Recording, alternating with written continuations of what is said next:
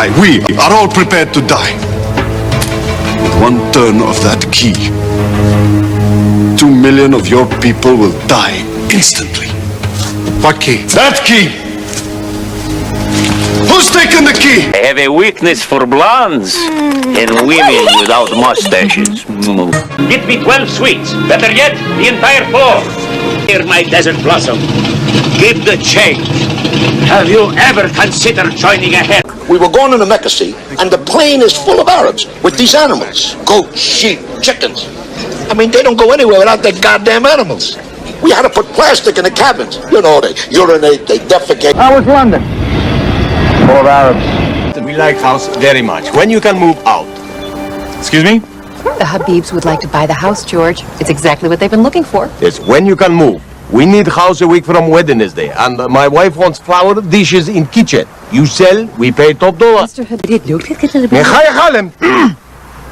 Mrs. Winters, I think I should tell you there are those in the family who do not think we should be making this offer at all. I assume if you could have found venture capital of this sort for a company like Winterchem in America, you would not be coming all the way to Arabia looking for it. You see the oily sheik in Spielberg's Indiana Jones and The Last Crusade.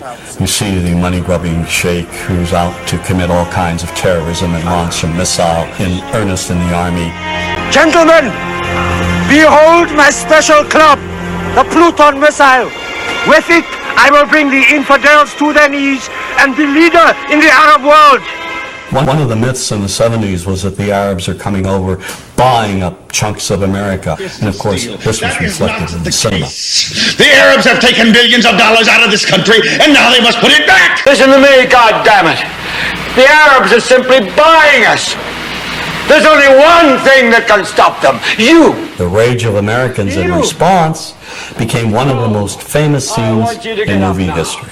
I want you to get up out of your chairs. I want you to get up right now and write a telegram to President Ford saying, I'm as mad as hell and I'm not going to take this anymore.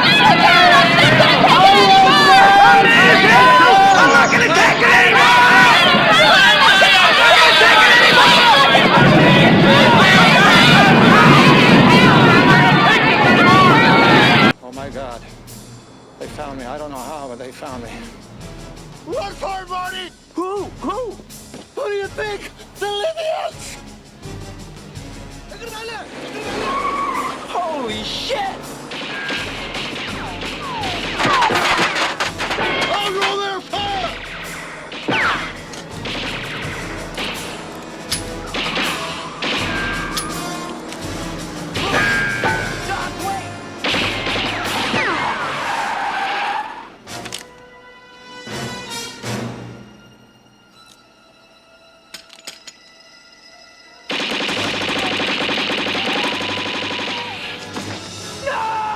The 1966 movie Cast the Giant Shadow is another early film presenting Israelis as innocent victims of Palestinian violence.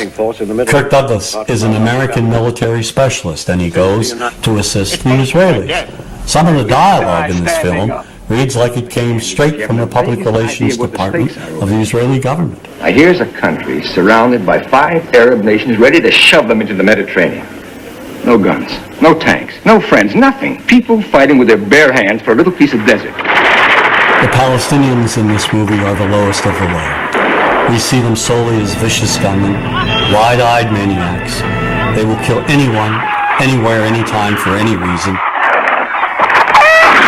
There's one brutal image in particular of a burnt-out bus with a dead Jewish woman tied to its side, with the Star of David carved into her back.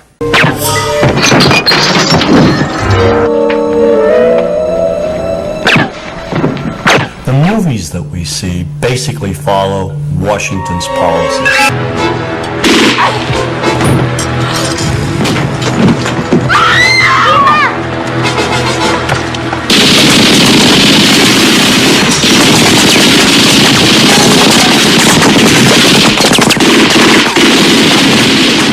They kidnap and torture an American Marine, and in cold blood execute another.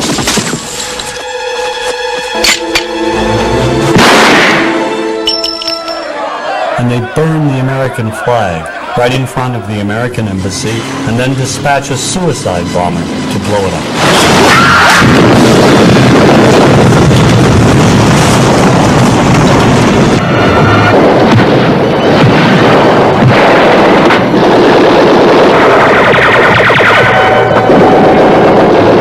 I think the most effective film they've ever done, one of the most popular and most racist, is The Delta Force. Here Palestinians hijack a plane and terrorize the passengers, especially the Jewish ones. Pick out the passport with Jewish names.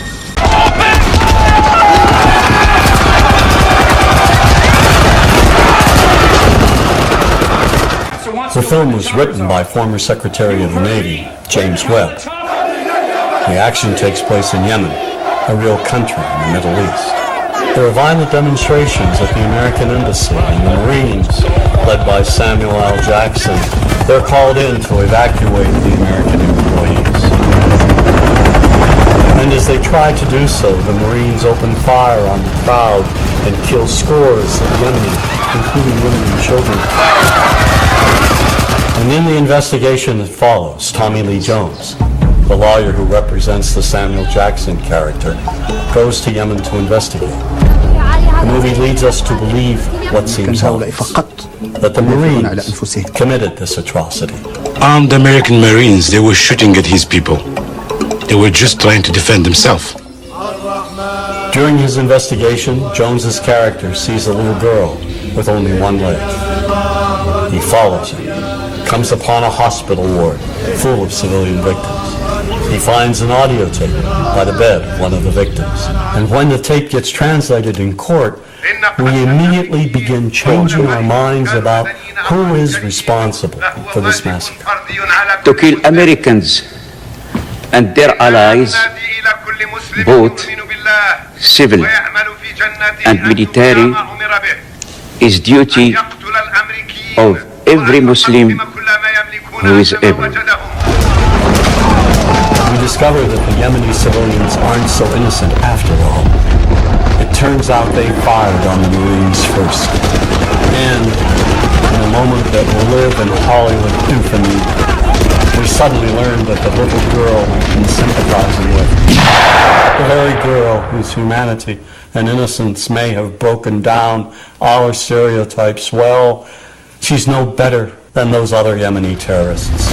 As a result, when Samuel L. Jackson delivers the key line, "Where's the motherfuckers?" we're now on his side.